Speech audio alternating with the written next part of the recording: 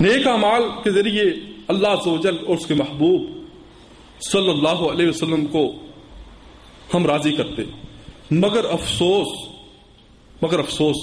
ہم نے دنیا کو آخرت پر ترجیح دے دیا، دنیا کو آخرت پر ترجیح دے دیا۔ پیارے اسلامی بھائیوں، کیا یہ دنیا اس قابل ہے؟ کیا یہ دنیا اس قابل ہے کہ اس کی محبت میں بندہ اللہ عز و جل اور اس کے محبوب صلی اللہ علیہ وسلم کو ناراض کرے؟ کیا یہ دنیا اس قابل ہے کہ اس کی محبت میں جو ہے وہ سرکار مدینہ صلی اللہ علیہ وسلم کی نافرمانیاں کرے؟ یقیناً یہ دنیا اس قابل نہیں ہے کہ اس کی محبت میں ایسے محسن آقا جنہوں نے پیدا ہوتے ہی اس امت کو یاد کیا، ان کی نافرمانی کی جائے۔ اس دنیا کی مثال ہمیں اللہ کے ایک ولی نے بڑے احسن انداز کے ساتھ سمجھائی، اور ان نفوس قدسیہ رحمہم اللہ تعالی ان کی برکتوں سے دین اسلام ہم تک پہنچا۔ ابن سماک رحمت اللہ تعالی علیہ یہ اللہ کے بہت پیارے ولی تھے، اور دیکھیں کہ ان کی تبلیغ کا انداز کتنا پیارا تھا، اور ایک بادشاہ کو کس طرح انہوں نے تبلیغ کی۔ ابن سماک رحمت اللہ تعالی علیہ خلیفہ ہارون رشید کا دربار لگا ہوا تھا، تو آپ بھی اس دربار میں تشریف فرما تھے، سب لوگ حاضر تھے۔ اتنے میں خلیفہ کو پیاس لگی تو پانی کے لیے حکم دیا کہ پانی لاؤ۔ پانی کا گلاس جب سامنے آ گیا تو آپ رحمت اللہ تعالی علیہ نے فرمایا کہ ٹھہر جاؤ، اے بادشاہ، اے خلیفہ، بھی ٹھہر جاؤ۔ آپ کے حکم پر وہ ٹھہر گئے اور فرمانے لگے کہ یہ تو بتاؤ کہ اگر یہ پانی نہ ملے، سخت پیاس ہو، تو یہ پانی نہ ملے تو کیا دے کر تم پانی حاصل کرو گے؟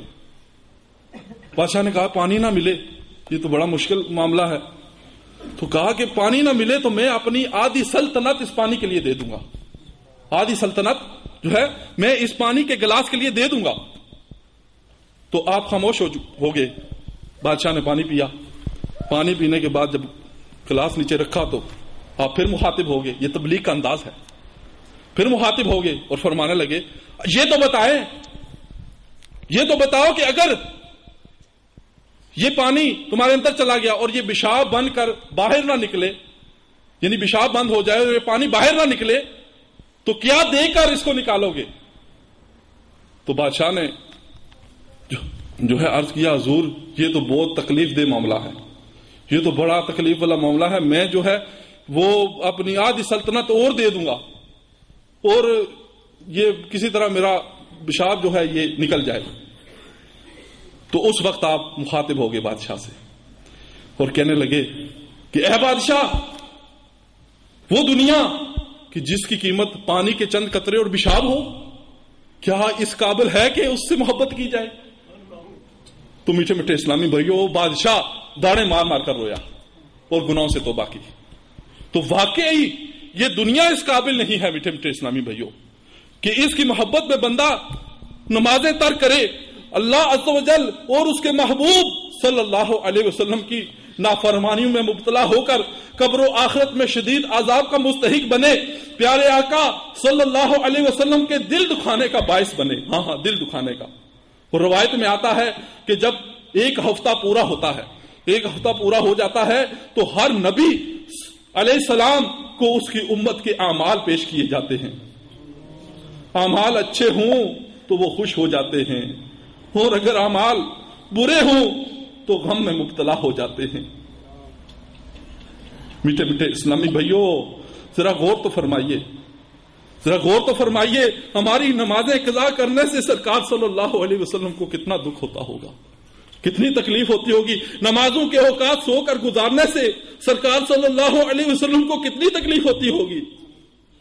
ہمیں طرح طرح کے گناہوں میں مبتلا ہوتے دیکھ کر سرکار کا دل کس قدر دکھتا ہوگا۔ امیر علیہ سنت نے اپنے ایک پمفلٹ کے اندر ایک خواب بیان کیا ہے، اس کا خلاصہ میں آپ کی بارگاہ میں پیش کرتا ہوں۔ امیر علیہ سنت فرماتے ہیں کہ انڈیا کا ایک نوجوان ہے، انڈیا کے ایک نوجوان نے سرکار صلی اللہ علیہ وسلم کو خواب میں دیکھا.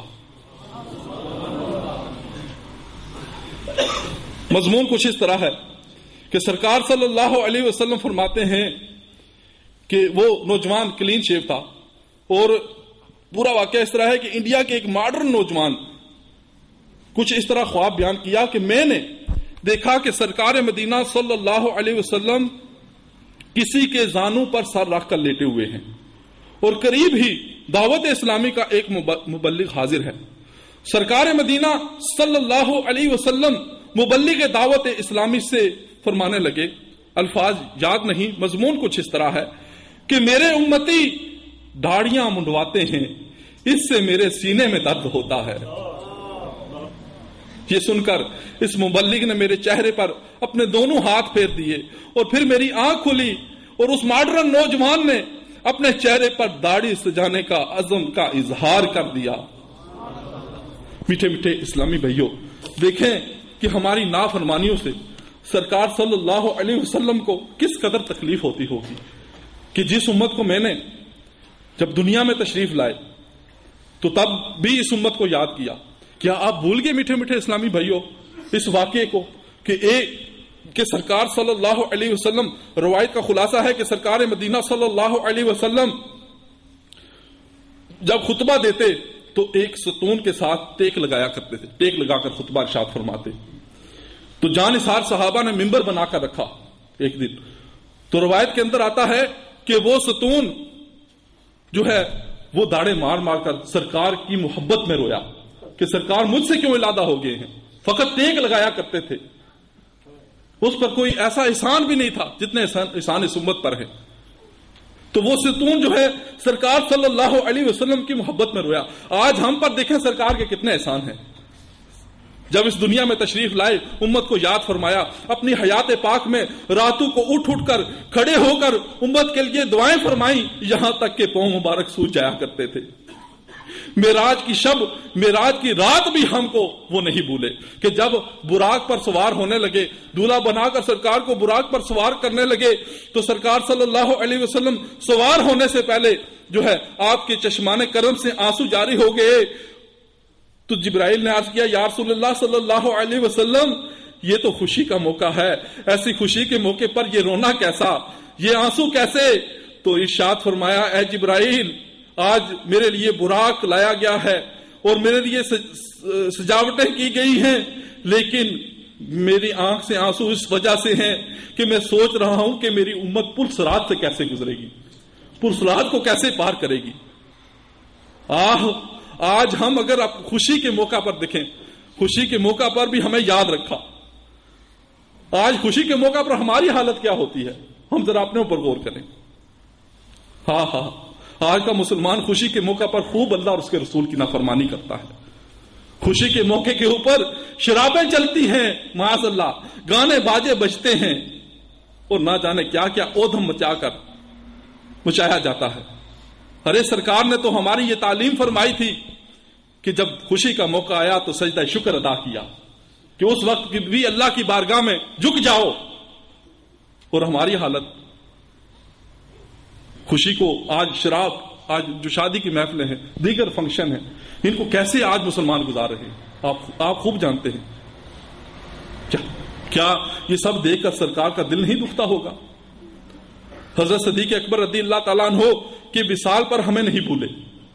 وصال ظاہری کے وقت قبر انور میں اتارتے وقت اونٹ مبارک حرکت فرما رہے تھے، کان لگا کر سنا تو آواز آ رہی تھی، رب حبلی امتی، رب حبلی امتی. اور یقیناً قبر انور میں اب بھی اپنی امت کے لیے فریادیں کر رہے ہوں گے، اور کل میدان معاشر میں بھی ہماری غم خواری فرمائیں گے. سیدی اعلیٰ حضرت فرماتے ہیں، ارے جو نہ بھولا ہم غریبوں کو رضا، جو نہ بھولا ہم غریبوں کو رضا، یاد ہو ان کی اپنی عادت کیجئے. جب وہ ہمیں کسی مقام پر نہیں بھولے تو آج ہم کیوں غیروں کے طریقوں کو اپنائے ہوئے ہیں. برادر اعلیٰ حضرت مولانا حسن رضا خان علیہ رحمت الرحمان فرماتے ہیں، اس شعر میں قیامت کا منظر بیان کرتے ہوئے کہتے ہیں کہ قیامت والے دن سرکار کی حالت کیا ہوگی. فرماتے ہیں عزیز بچے کو ماں جس طرح تلاش کرے، عزیز بچے کو ماں جس طرح تلاش کرے، خدا گواہ ہے یہی حال حضور کا ہوگا. حضرت انس رضی اللہ تعالیٰ عنہ نے عرض کیا یا رسول اللہ صلی اللہ علیہ وسلم، بروز قیامت میں آپ کو کہاں تلاش کروں؟ تو ارشاد فرمایا پل صراط پر دیکھنا، اگر وہاں نہ ملوں تو میزان پر دیکھنا جہاں لوگوں کی نیکیاں اعمال پل رہے ہوں، اگر وہاں بھی نہ دیکھو تو مجھے کوثر پر دیکھنا. ان 3 جگہ میں کسی جگہ تمہیں مل جاؤں گا. پیش حق مستشفعات کا سناتے جائیں گے، پیش حق مستشفعات کا سناتے جائیں گے، آپ روتے جائیں گے ہم کو ہنساتے جائیں گے. ہاں دل نکل جانے کی جا ہے، دل نکل جانے کی جا ہے، کن آنکھوں سے وہ ہم سے پیاسوں کے لیے دریا بہاتے جائیں گے. گل کھلے گا آج یہ ان کی نسیم فیض سے، گل کھلے گا آج یہ ان کی نسیم فیض سے، خون روتے آئیں گے ہم کو مسکراتے جائیں گے، خون روتے آئیں گے ہم مسکراتے جائیں گے. ہاں چلو، ہاں چلو حضرت، ہاں چلو حضرت.